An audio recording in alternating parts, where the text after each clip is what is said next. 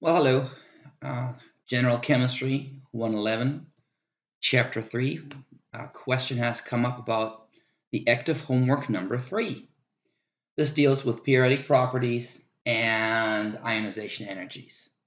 And so, in my lecture and in most of the textbooks, we focus on the trends for the first ionization energy, which is the energy required to remove an electron from an element's outer shell. Okay, and so it's really easy to just memorize that trend, right? Oh, it increases within a period and it decreases within a group, right? And but this question has you think about and understand it better, and that's what makes this question good. So here it gives you the first five ionization energies of an element.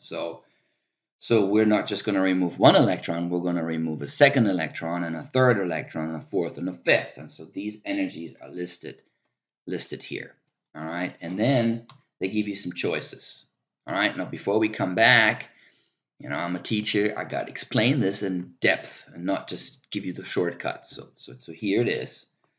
As a reminder, and I said this on my first slide, the energy required to move an electron from its outer shell, as shown here, right? Sodium going to sodium plus in the gas phase, that's important too, spits out an electron, the species becomes ionic, and there's some energy required to remove that electron. And it's easier for some and harder for others, right?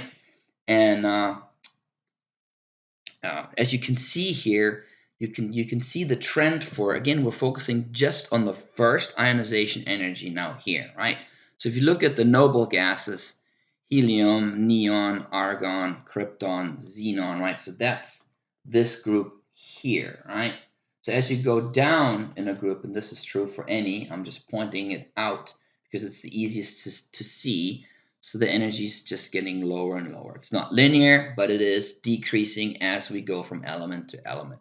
And that's because effective nuclear charge decreases, right? That charge in the center is getting weaker and weaker the more electron shells you insert in the middle. And that's why that decreases. Now, the opposite is true for elements within a period, right? So the general trend here, now we're going from lithium to neon now. So we're looking at lithium going to neon, right? So as you go within a period, it becomes harder and harder. So your trend here is an increase in energy. And that's because let's say here lithium has one electron on the outer shell. And then let's make this one more generic here, right? We have a charge, the first element in the first group, whether it's lithium or sodium, there's just one. There's a charge in the center.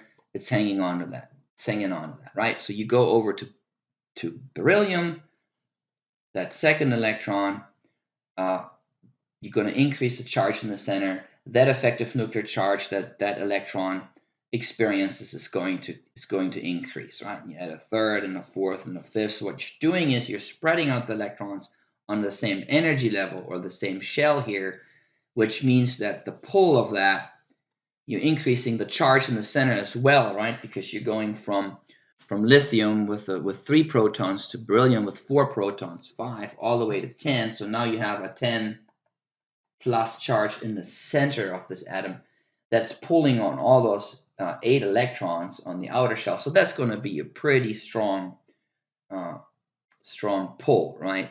So that energy is going to increase, as you can see, drastically here from 500 kilojoules per mole to 2500 kilojoules per mole. So this is only for the first energies, for the first ionization energies. But if you look at the periodic table here, for example, magnesium, which is in the second row here, has 2 valence electrons on the outer shell. And so the first ionization energy is going to be fairly low, right? And so you have 2 electrons on this shell. You remove one, it has a total of 12 electrons. Keep that in mind as well. You remove one, it's going to have a pretty low energy. It's going to cost you some.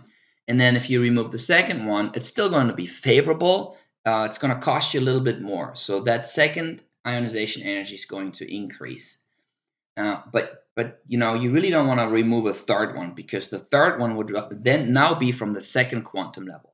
So that would cost you a lot more energy, but you can remove another electron, but that would be from a lower shell. Now, so magnesium would have the first ionization energy less than the second ionization energy, but then the third ionization energy would be huge. And that's how you would recognize that this is an element that has the third ionization energy really, really high, or drastically higher than the second, would be something in the second row here, either beryllium, magnesium, calcium, strontium, or barium, right? And so by that same logic, you can keep going, right? So gallium would now have a third ionization energy that's reasonable.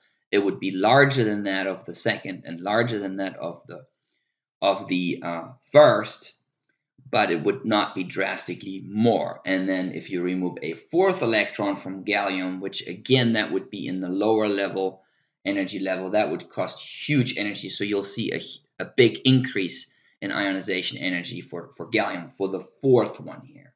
All right. So if we now go back at the choices we were given the choices of potassium, calcium, scandium, germanium, and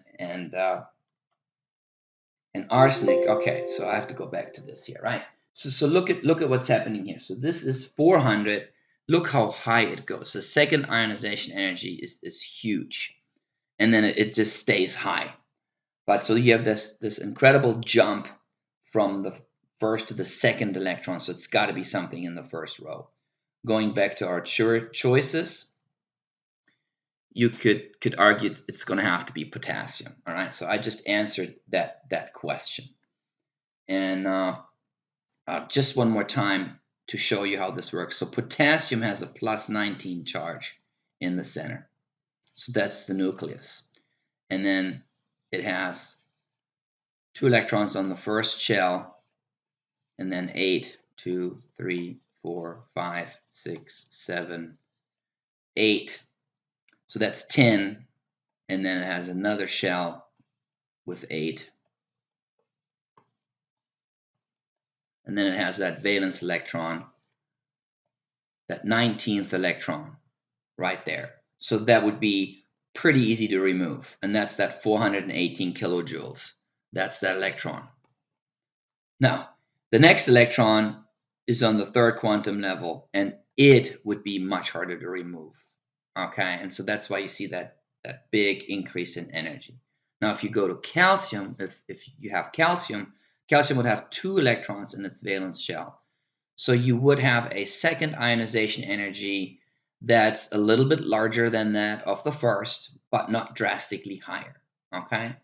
So there's also a table you can look at that shows you here. The examples are sodium, magnesium, aluminum. So that's that second row on the periodic table, and shows you exactly that trend, and has a dividing line where you have that drastic increase in energy. All right. So, right. So magnesium, the first electron, 738. Yes, double that, but the huge. This is here like 5 times more for the third one. So those huge increases in energy are when you go to the lower energy shell. Anyway, so I hope that answered your question. If not, come to my office hours. I got tons of office hours. All right.